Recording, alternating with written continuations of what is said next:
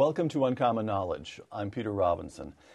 Be sure to join us on Facebook at facebook.com/UNC Knowledge. Facebook.com/UNC Knowledge. An author, journalist, and anthropologist, Stanley Kurtz is a senior fellow at the Ethics and Public Policy Center and a contributing editor to National Review Online. Stanley's latest book, Radical in Chief: Barack Obama and the Untold Story of American Socialism. Stanley, welcome. Segment 1. Stanley Kurtz was wrong. I'm quoting you, Stanley, from Radical in Chief. When I began my research for this book, my inclination was to downplay or dismiss evidence of explicit socialism in Obama's background. I thought the socialism issue was an unprovable and unnecessary distraction from the broader question of Obama's ultra-liberal inclinations. I was wrong, close quote. Why were you wrong? Well, Peter, it's true. During the campaign, I wasn't exactly shy in 2008 about calling Obama a radical, about saying he was much, much further to the left than he advertised himself. But even I didn't think at that time that he was literally a socialist.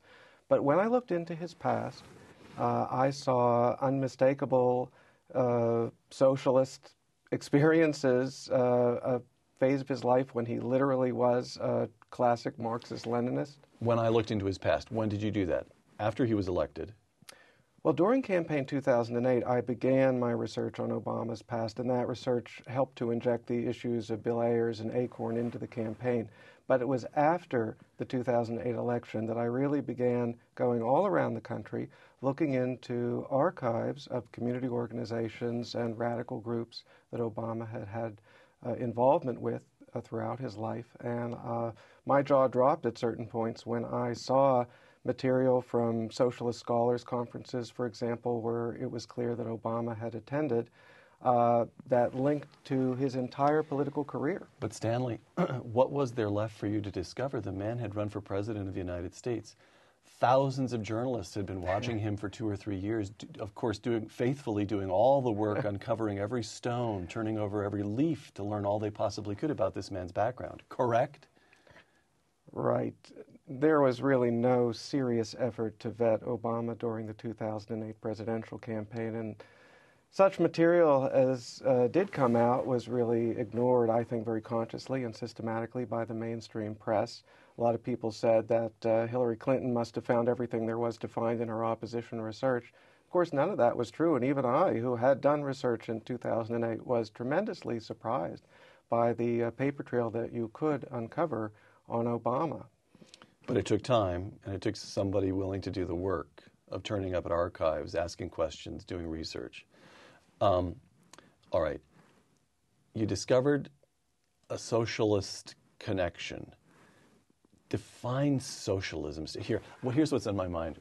Reading the Wall Street Journal this morning over my cup of coffee, I came across their phrase.